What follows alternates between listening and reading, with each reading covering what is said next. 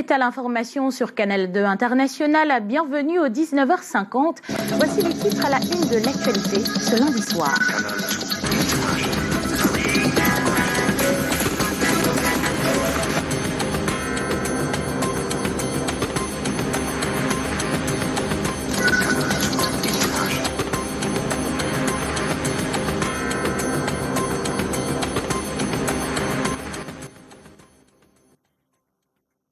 Haute instruction de ce dernier, décision a été prise d'octroyer 560 millions de francs CFA à la FECAFOOT pour les clubs. Même si jusqu'au moment où je m'adresse à vous, cet argent reste bloqué par quelques forces obscures.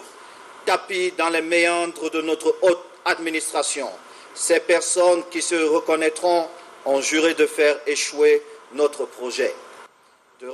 Le carton jaune de Samuel Eto'o, responsable véreux de l'administration publique, qui l'accuse de détournement de fonds dédiés au football. Face à la presse à Yaoundé, le président de la FECAFOOT a dit néanmoins s'engager à respecter ses promesses. Il annonce d'ailleurs avoir contracté la somme de 9 milliards de francs CFA pour la construction des stades, notamment dans le nord-ouest du pays. Les commerçants et leurs moutons marchent sur le communiqué du sous-préfet de Douala II. L'interdiction de la commercialisation du bétail aux alentours de l'aéroport à l'approche de la Tabaski n'a pas été respectée. Les vendeurs continuent d'y faire leurs affaires avec au centre une bête qui se vend à prix d'or. Politique. Akbor Mbala rejette la carte du SDF. 3 semaines après sa nomination comme membre du chef de cabinet du parti, l'acteur de la société civile met un vent au président national de la formation politique en quête d'un nouveau souffle.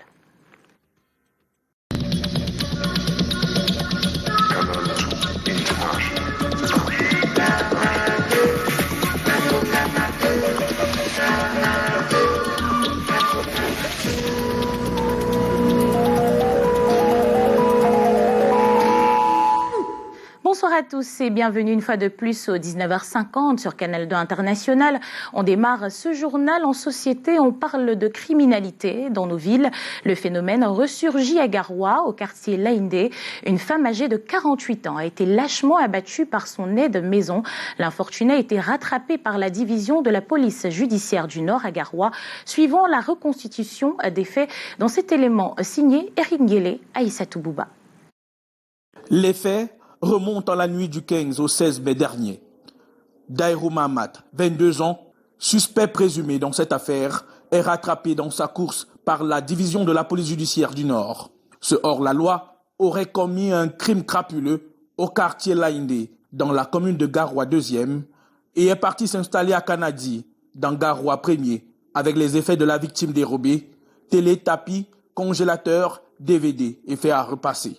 Cette dame vivait seule avec ses 2 enfants, à bas âge et un garçon de maison qui a disparu quelques jours après la commission des faits. Et tous les témoignages recueillis nous renvoyaient vers le nommé Daïrou Mahamat, le garçon de maison. Donc tous les soupçons renvoyaient vers ce monsieur qui avait disparu. Et après son interpellation, il est passé aux aveux.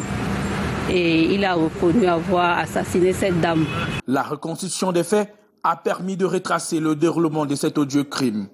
Le suspect présumé aurait enfermé sa victime dans une chambre durant 5 jours jusqu'à sa découverte. L'odeur de putréfaction a alerté le voisinage. Les FMO lancent un appel à plus de vigilance. La population doit être vigilante, de dénoncer tout comportement suspect. Et la lutte contre la criminalité, c'est la collaboration avec la population qui permet à la police d'aboutir à ces résultats. Le suspect présumé Daïrou Mahamat, alias Kaou, pourrait méditer son sort dans une maison d'arrêt. Un autre acte crapuleux qui surgit dans la ville de Garoua, malgré les efforts abattus. D'un crime à un autre, justement, on est passé près de l'infanticide à Kribi. 2 mois de vie seulement, abandonné une nuit par sa mère dans la ville. Un nouveau-né retrouvé au pied de la porte d'une maison et couvert de soins par des inconnus. Il a connu la frayeur, mais il se porte mieux. C'est ce que nous disent Samuel Bayra et Moussa Takou dans ce reportage. Sa génitrice s'est débarrassée de ce nouveau-né. Dans l'abandon, ses cris l'ont maintenu en vie. Mon épouse sur la chambre dit que mais je comprends, l'enfant pleurait derrière la maison là, c'est comment? Je dis moi mais j'ai compris. Après on arrête, on baisse un peu le volume de l'écran, on comprend l'enfant là, l'enfant on sort, mais là il sort, il vient et trouve l'enfant couché là. Et puis j'ai fait alerte aux voisins, j'ai coupé la porte des voisins, de venir aussi faire le constat qu'ils viennent aussi voir. Déposé dans la pénombre, au seuil d'une porte, c'est derrière le foyer Bandoun, dans l'arrondissement de Kribi 2, qu'il est découvert. Aux premières informations, il aurait 2 mois et bien portant. D'ailleurs, il le confirme. Le cri d'un nouveau-né qui s'inquiète déjà. Sans ses réels géniteurs, sa vie sera construite dans les bras des autres. Des bras chaleureux pour résister au froid de cette pluie féroce. À Yaoundé, journée difficile pour les populations du quartier Colbison qui se sont réveillées les pieds dans l'eau. Le gros orage tombé la nuit dernière n'a pas fait des quartiers. Tout y est passé, les voitures, les maisons et même les riverains ont manqué de boire la tasse. Janice Kamga, Guy Etoko et Samuel Ebakissé. Nous sommes au quartier Colbison, dans la banlieue ouest de Yaoundé, 7e arrondissement. Lundi difficile, à quelques mètres du carrefour Mec, la pluie diluvienne tombée dans la nuit a laissé les marques de son passage sur le macadam. Une nuit agitée, même pour ces voitures qui se sont aventurées un peu trop près des eaux dévastatrices. La circulation est perturbée. Ici, après l'orage, ce n'est pas le beau temps, c'est le branle-bas. C'est très mauvaise. Actuellement même, la voiture ne passe pas de ce côté, monte de l'autre côté pour contenir vérité tac, pour arriver sur la route de Maban. Quand il pleut là, vraiment, c'est la catastrophe, ça ne donne pas. Si les riverains tentent tant bien que mal de récupérer ce qui peut encore l'être après le passage de l'orage, l'insalubrité, elle, a bien pris ses quartiers. Les malheureux redoutent d'ailleurs les effets sur leur santé. Il y avait à cet endroit une entreprise qui s'occupait de son entretien. Mais dès que celle-ci a fermé, le gouvernement a lésé cet endroit. Maintenant, nous l'accusons parce que nous souffrons beaucoup. Si pour l'instant, un calme relatif s'observe dans la ville en général, les populations de Colbison, elles, espèrent que cette autre nuit ne sera pas une réédition de la nuit derrière où le calme annoncerait la tempête. La pluie n'était pas le premier souci de ces manifestants et vous allez le voir, lundi tumultueux pour des non-voyants au siège des institutions. Ils ont été arrêtés par les forces de maintien de l'ordre ce 27 juin alors qu'ils tentaient selon eux de rencontrer le Premier ministre chef du gouvernement. Question de lui exposer leurs conditions de vie précaires. Retour sur cette folle journée avec Karel Mezatia, Choya et Samuel Ebakissé. Ce lundi 27 juin 2022. La vidéo amateur qui dévoile des non-voyants derrière les murs du commissariat central numéro 1 à Yaoundé. Accrochés à leur canne, ces déficients visuels dépeignent par la parole la situation trouble dans laquelle ils se trouvent. Actuellement, nous sommes au commissariat central numéro 1, enfermés de Yaoundé. Nous ne sommes pas seuls, les autres sont de l'autre côté et les autres en débandade dans la ville. À la question de savoir ce qui les a conduits là, une source proche de ce commissariat répond loin de l'œil de la caméra, manifestation sans autorisation devant les services du Premier ministre, ce que réfute l'un des leaders des personnes handicapées du Cameroun, venu sur place plaider la cause de ces aveugles. Joseph Pouagam explique qu'ils se sont en effet rendus dans les services du Premier ministre pour exposer au patron des lieux leurs conditions de vie précaires et non dans le cadre d'une manif. Le nœud du problème, la question de l'emploi de cette frange de la population bondée d'intellectuels au chômage. Si le gouvernement avait décidé, par exemple, que des entreprises camerounaises, si elles recrutent un tel pourcentage de personnes handicapées, peuvent voir leur impôt baisser à telle proportion, vous verrez que beaucoup d'entreprises recruteraient des personnes handicapées. On n'en aurait pas autant dans la rue, comme c'est le cas. Ils veulent voir leur statut changer. Même enfermés, ils le crient haut et fort. Nous voulons On veut le recrutement, l'intégration immédiate des 3 journalistes non-voyants qui ont concouru à l'intégration des 10 journalistes, au recrutement des 10 journalistes l'année passée. En plus de ça, on a besoin d'un recrutement spécial. Ce qu'on a vécu aujourd'hui ne peut pas nous empêcher et ne va pas freiner le collectif des aveugles et malvoyants indignés du Cameroun. Nous continuons dans notre trajectoire. Des issues exploitables, mais en attendant d'y être, les aveugles arrêtés puis libérés quelque temps après ont rebroussé chemin vers les services du Premier ministre pour se faire entendre. Et lui aussi pensait se faire entendre, mais le communiqué du sous-préfet de Douala 2e est refoulé par les vendeurs de moutons au quartier Newton Aéroport. Stéphane Kinjana avait pourtant interdit aux vendeurs de bétail de s'installer à cet endroit. Suivant plutôt le reportage de Samuel Baïra et Henri Chinda. Ces bergers nomades ont foulé aux pieds l'interdiction du sous-préfet de Douala 2e. Dans ce communiqué collé sur un poteau de la rue, Stéphane Kinjana ambitionne d'offrir ce bétail au menu de la prison principale de Nebel. Anonyme, ce vendeur lui sert une opposition. C'est Douala 2e qui nous menace un peu. Les gens des sous-préfectures, des jeunes sont déjà ici. On ne veut pas voir les moutons autour du Grand Mort. Non, jamais. Dans ce marché improvisé de Newtown Aéroport, plusieurs vendent les moutons depuis une dizaine d'années.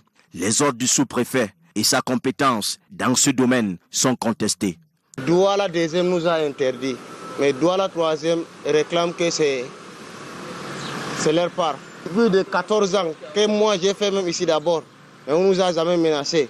Mais ceci c'est la première fois. Cette zone est le territoire de Douala 3e. Par ce communiqué, Valentin et Poupa, maire de cet arrondissement, exigent aux vendeurs de moutons installés à cet endroit le paiement d'une taxe. Ils ont dit que c'est leur territoire. Donc pour le moment, on attend leurs paroles. Ce qu'ils vont parler, on va travailler avec eux. Un vice de forme ou des intentions peu dissimulées par Stéphane Kinjana. Ici, les moutons n'ont qu'un sort, être vendus. Et on s'intéresse justement à la vente des moutons à 15 jours avant la célébration de la fête du mouton. Chez les commerçants, l'ambiance est encore timide. Les fidèles musulmans ne se pressent pas pour l'achat de ce bétail qui vaut un prix d'or. Un tour dans les espaces réservés à leur vente avec Titi Freeman et Henri Chinda nous a permis de faire ce constat. Pas le moindre client à l'horizon pour ces moutons qui attendent de preneurs. À 2 semaines de la célébration de la fête de la Tabaski, ces vendeurs de moutons au lieu du Newtown Aéroport nous disent la timidité et les difficultés du marché. Les moutons là n'est pas venu comme l'année passée. Il n'y a pas le marché. Il n'y a pas le marché, le mouton sur le marché, les gens font la escroquerie à Douala. Mais on ne paie pas en valeur comme avant. Maintenant, avant là, au nord, il n'y a pas le marché. Maintenant, le valeur du marché du nord, ça dépasse le Douala. Le prix, il n'y a pas la valeur, il n'y a pas le prix maintenant, mais cette année, c'est le prix bas. Le marché n'est pas mort. Même un client vient, quelqu'un dit qu'il connaît, il va couper le marché. Il vient couper l'argent du patron. Accessible, mais difficilement écoulable sur le marché du fait de la malice des éleveurs et acheteurs, ce bétail coûte entre 70 et 350 000 francs CFA. Le prix là, c'est 300 000, 350. Moyenne, 200, 250. Petit, 100, 120. Plus petit, 60, 70. Dans cet espace marchand, les vendeurs n'ont pas tous le même sort. Certains s'en sortent plutôt bien. Il y a les clients. On a commencé hier là. On a vendu un peu. Ça passe un peu. Ils espèrent tous, en tout cas, faire de bonnes affaires pendant ce grand moment de sacrifice pour les fidèles musulmans qui marque la fin du Hajj et la commémoration de la volonté d'Abraham de sacrifier son fils. Nous vous le disions en titre, Agbor Bala refuse sa nomination près de 3 semaines après qu'il ait été porté, comme beaucoup d'autres, au rang de membre du cabinet fantôme du SDF.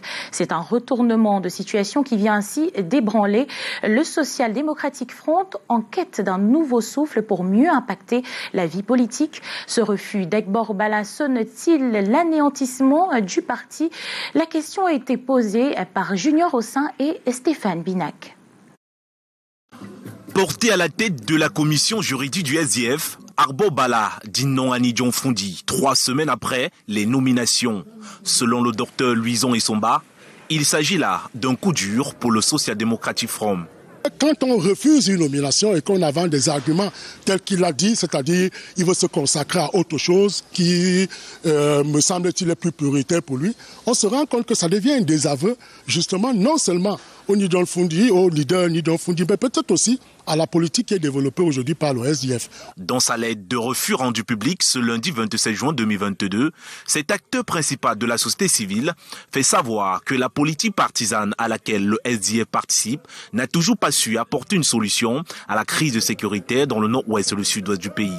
D'abord, ces guerres internes qui ne rassurent plus les militants, d'une part, et d'autre part, il se rend compte que le SDF n'a pas pu jouer jusqu'ici le rôle qui est le sien, c'est-à-dire que le rôle qui consiste justement à apaiser les tensions au niveau de la crise que nous vivons dans le nord et le sud-ouest. Selon l'analyste politique, ce refus catégorique vient une fois de plus confirmer que le SDF est en voie de disparition. C'est un feu qui allume mais qui ne brûle plus. C'est un peu à cette image qu'on doit rattacher le SDF. Cependant, le SDF continue de demeurer, pour le parti au pouvoir, un parti politique dont il ne faut pas perdre de vue. Le SDF est un grand parti, un parti d'opposition qui a su s'imposer comme le meilleur parti d'opposition jusqu'à l'heure actuelle. C'est dans cette logique que Adbo Bala, dans sa lettre, appelle le SDF à continuer à faire entendre sa voix pour toutes les victimes de violations flagrantes des droits de l'homme au Cameroun. Accord parfait cependant pour le Conseil national des chargeurs du Cameroun qui vient de participer au Commonwealth Business Forum à Kigali au Rwanda en marge du sommet des chefs d'État et de gouvernement. Occasion pour Auguste Bapependa d'organiser sur place une réunion avec la participation des PME. Compte rendu Lille Piedjou et Colin Stayou.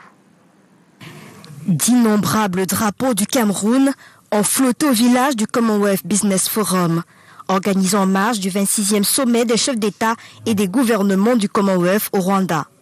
Pour harmoniser la participation de la délégation du Cameroun à cette importante rencontre, le vice-président de la plateforme de suivi et de la mise en œuvre du partenariat stratégique institutionnel, CNCC Commonwealth Enterprise Investment Council, Auguste Bapependa, qui plus est directeur général du Conseil national des chargeurs du Cameroun, a organisé sur place une réunion sous la présidence de son Excellence Albert Fotambon Njote, haut commissaire du Cameroun au Royaume-Uni de Grande-Bretagne. Notons que cette plateforme a incité la participation d'une trentaine de PME à ce grand rendez-vous d'affaires. Nous avons eu l'insigne honneur de recevoir dans notre stand le président de la République du Rwanda, son Excellence Paul Kagame en personne, le prince Charles d'Angleterre. Nous avons reçu la visite également du Premier ministre du Royaume-Uni à la personne de Boris Johnson. Nous avons pu venir avec une cinquantaine de participants sous la bannière du CNCC, avec notamment des structures comme les GFAC qui étaient représentés à son niveau le plus élevé avec sa présidente. Nous avons eu quelques membres de petites et moyennes entreprises qui ont apporté des produits et des produits camerounais qui ont vraiment été appréciés, qui ont connu un succès franc. Le directeur général du CNCC a introduit les directeurs généraux du FECOM et du PAK auprès de Lord Marlan, le président Commonwealth Enterprise and Investment Council, co-organisateur de ce forum. Nous verrons comment faire une mission d'évaluation avec des participants pour voir concrètement quels sont les contacts qui ont été noués, quels sont les projets qui pourront amener, mais surtout et enfin, quel accompagnement le CNCC pourra apporter à ces opérateurs économiques pour que les projets puissent effectivement voir le jour.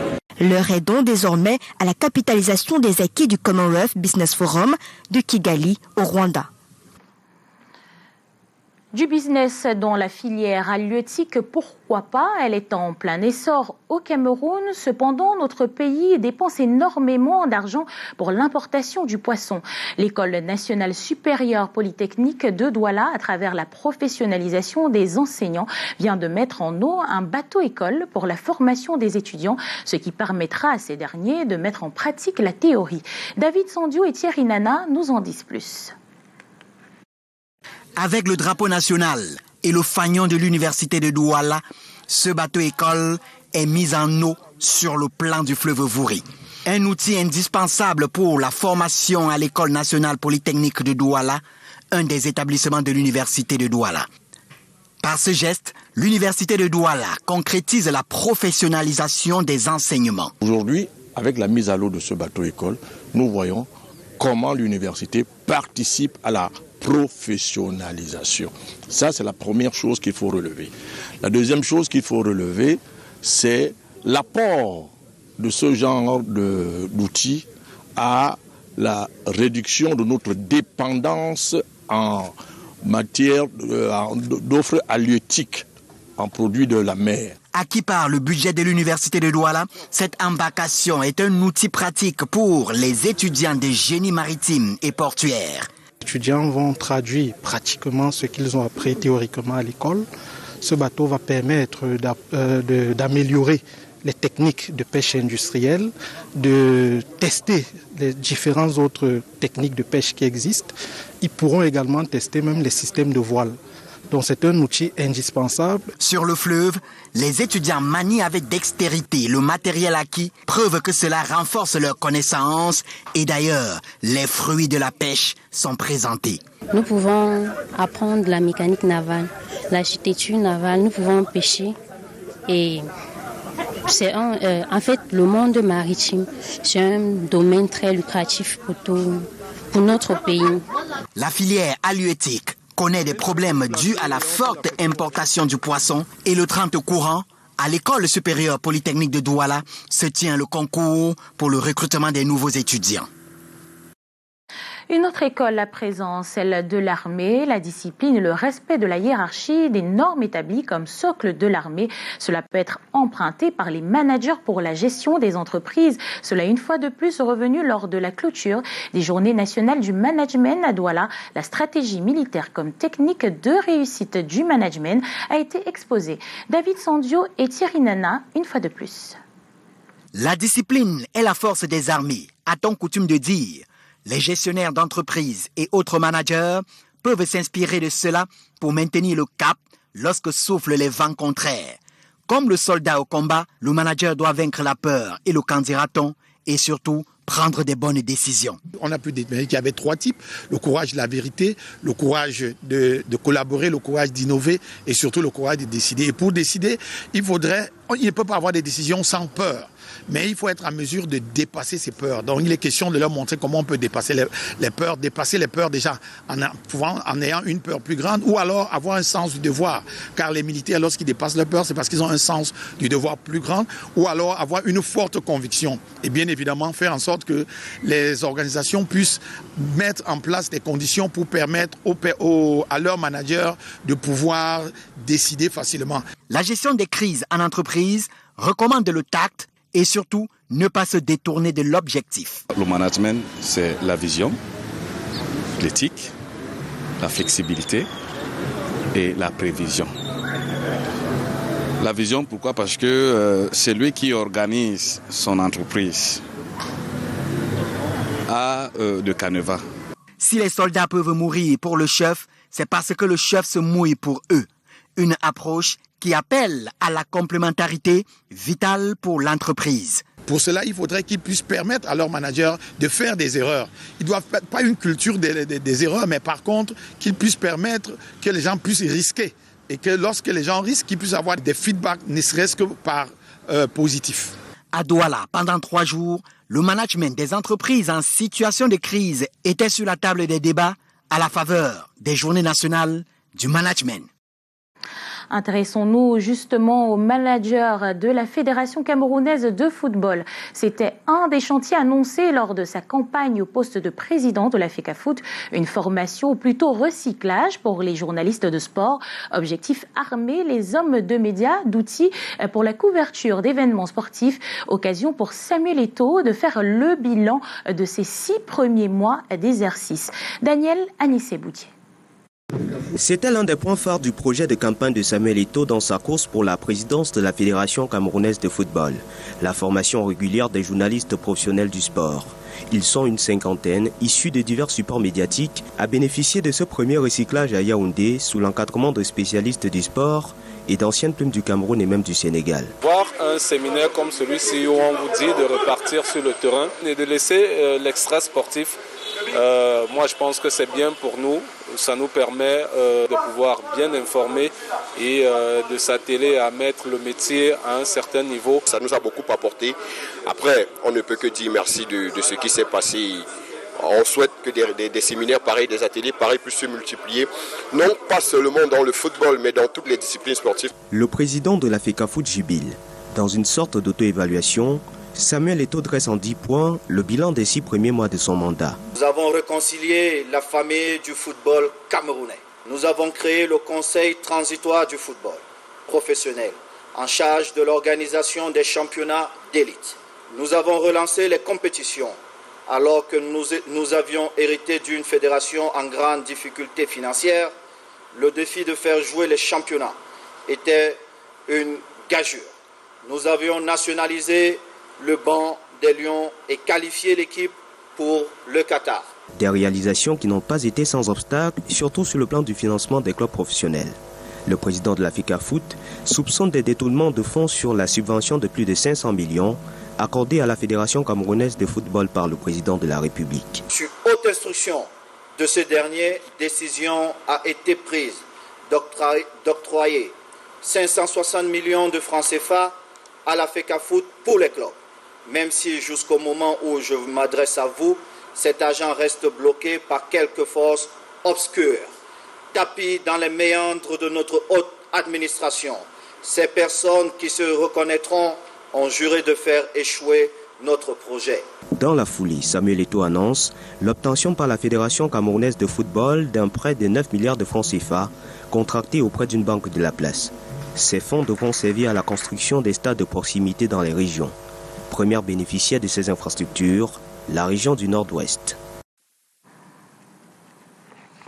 Autre chose à présent dans ce journal, les projets d'exploitation d'hydrocarbures aux frontières maritimes camerounaises et équato-guinéennes sont politiquement bouclés. Il ne reste que le volet technique. Le ministre des Mines et des Hydrocarbures de la Guinée équatoriale s'est exprimé sur Africa 24. Gabriel Mbaga-Obiang interpelle les États africains sur la dépendance étrangère. Lil Piedjou et Colin Stayou pour plus de précisions. Paul Biya du Cameroun, Théodoro Obiangema Bazogo de la Guinée équatoriale donnent leur accord sur le partage des informations pétrolières et le développement des projets liés à l'exploitation d'hydrocarbures aux frontières maritimes communes aux deux pays. Selon le ministre des Mines et des Hydrocarbures de la Guinée équatoriale, Gabriel Mbaga-Obiang, au cours d'une interview accordée à la chaîne Africa 24, évoque le volet technique qui manque à l'appel. D'une manière générale, tout est en ordre politiquement. Ce qui reste, c'est le côté technique. Vous êtes peut-être au courant qu'il y a un opérateur commun, Chevron, en Guinée équatoriale et au Cameroun, qui va prendre le projet. En ce moment, nous travaillons sur l'unitisation pour pouvoir exploiter conjointement ces ressources. À ce stade aussi, nous sommes en train de discuter du prix de l'installation et de toutes les activités que nous devons faire, mais le prix doit être extrêmement bas parce que nous avons déjà des infrastructures en place. Il s'agit d'amener le gaz depuis le Cameroun, traité dans une installation en Guinée équatoriale et le rendre au Cameroun. Seul hic, la CEMAC devient de plus en plus non investissable. Nous essayons d'attirer plus d'entreprises pour venir exploiter plus de puits. Mais elles disent que si pour exploiter un forage à 70 millions par exemple, il faut autant de mois pour transférer l'argent en Guinée équatoriale et des mois pour pouvoir payer les fournisseurs, à la fin, le projet aura coûté 200 millions de francs CFA au lieu de 70 millions. C'est ainsi que toutes les entreprises nous disent que c'est impossible. Selon le ministre, la crise russo-ukrainienne interpelle les pays africains sur les dangers de la dépendance à d'autres continents pour ces ressources. Il est temps d'agir. Et de la Guinée équatoriale au reste du monde, en Afrique du Sud, 21 jeunes meurent après une soirée dans un bar. Le propriétaire annonce donner toutes les informations pour élucider ce drame. À Paris, des militants bloquent l'entrée du FMI et réclament l'annulation de la dette des pays pauvres.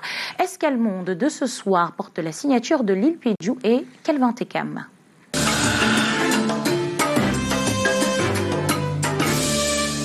Les cadavres de 17 jeunes, morts sans blessures apparentes, ont été découverts dimanche dans un bar de nuit informel d'un township East London en Afrique du Sud. L'annonce a été faite par la police locale qui enquête sur les causes de ces décès de masse. 4 autres jeunes qui se trouvaient dans cet établissement sont ensuite décédés à l'hôpital. Les parents sont venus nombreux ce lundi matin pour demander des explications. Le propriétaire de l'établissement présente ses condoléances aux familles des victimes et dit vouloir examiner les causes du drame. Ce qu'il s'est passé, c'est que cette soirée a commencé après minuit avec l'arrivée de jeunes d'autres endroits qui venaient célébrer la fin des examens. Ils sont arrivés dans mon établissement, ils m'ont appelé après 1h du matin à la grille d'entrée en disant « Pouvez-vous venir ici? Nous avons des problèmes pour contrôler les gens. » Certains veulent sortir et d'autres veulent entrer, alors qu'on leur dit que c'est déjà plein à l'intérieur. Mais je voudrais présenter mes condoléances aux familles qui ont perdu un être cher et leur dire que nous allons examiner ce qui s'est passé.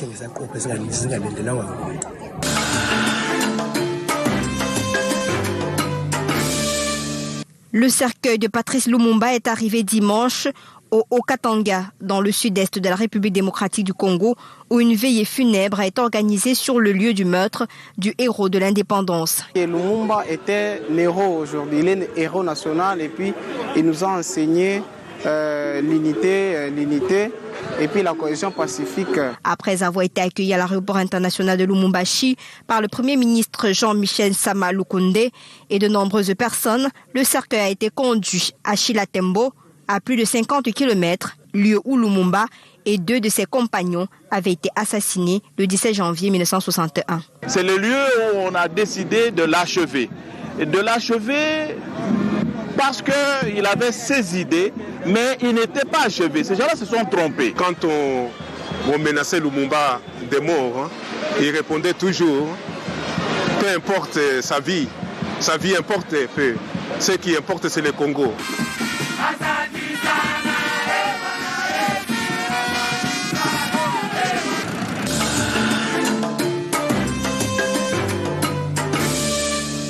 Le centre de transit de Gashora, à une 60aine de kilomètres de la capitale Kigali, accueille près de 1100 migrants depuis 2019 dans le cadre d'un programme d'accueil de réfugiés venus de Libye et personne n'envisage de s'installer dans ce petit État d'Afrique de l'Est alors que le Rwanda doit désormais recevoir des migrants clandestins expulsés du Royaume-Uni dans le cadre d'un accord qui a suscité les condamnations d'ONG, de l'ONU et de l'Église anglicane.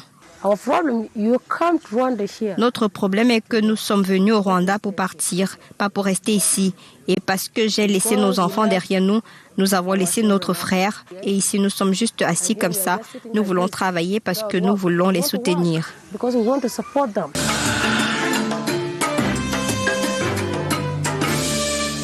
G7 responsable, FMI coupable. Annulons la dette pour une planète vivable. Quelques dizaines de militants climat se collent les mains au bâtiment du Fonds monétaire international à Paris. Aujourd'hui, les pays du Sud, qui sont les plus vulnérables face aux conséquences du dérèglement climatique et qui sont les derniers responsables de ce dérèglement climatique, se retrouvent complètement asphyxiés par une dette externe phénoménale. L'exploitation du monde sur tous les continents, elle a été énormément mise en place ou impactée par 5 siècles d'histoire coloniale occidentale. Il réclame l'annulation de la dette des pays les plus pauvres afin qu'ils puissent faire face à la crise climatique.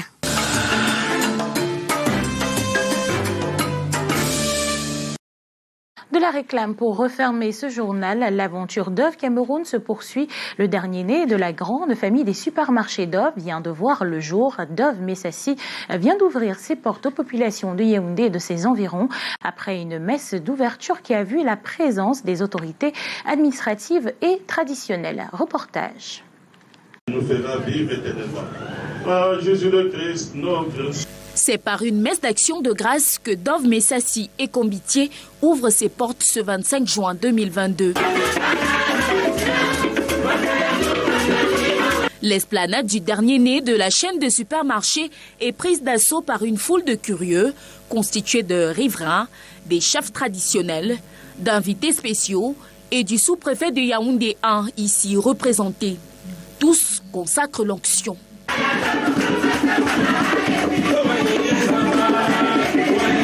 Le temps d'élever des louanges à la grâce du Très-Haut, l'espace commercial se laisse enfin découvrir par la clientèle impatiente. Ça grouille de monde. Au rayon huile végétale qui observe rareté et cherté sur le marché en ce moment, c'est la razzia. Puisque les prix sont un peu abordables, ça on achète ça dehors à 500, mais ici c'est 450. Il y a beaucoup de marchandises, il y a une extrême variété. Donc maintenant, les choses qu'on allait acheter loin à 5 à 10 km, on les a maintenant sur place. C'est ce qui nous manquait dans ce quartier. Merci à Papa Dove, grand merci. Par l'installation de ce 13e joyau dans la ville de Yaoundé, c'est une vision qui est perpétuée.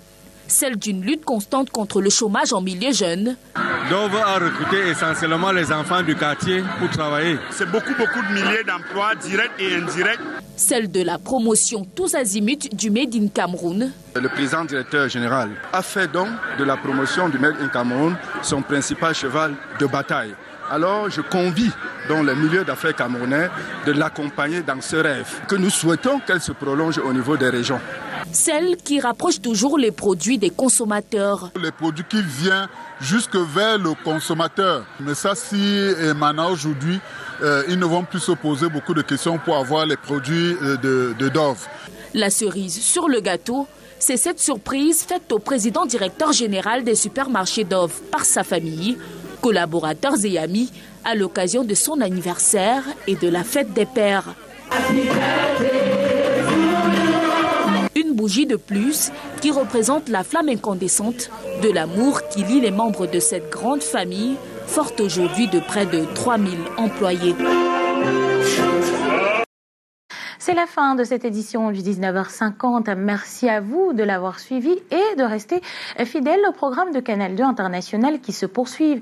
Dans quelques instants, retrouvez votre série The River à 21h30, votre programme Intime Conviction présenté par Aline Fomété. Le cycle de l'information revient demain dès 13h avec le journal bilingue présenté par Regina Leke et Junior Ossin.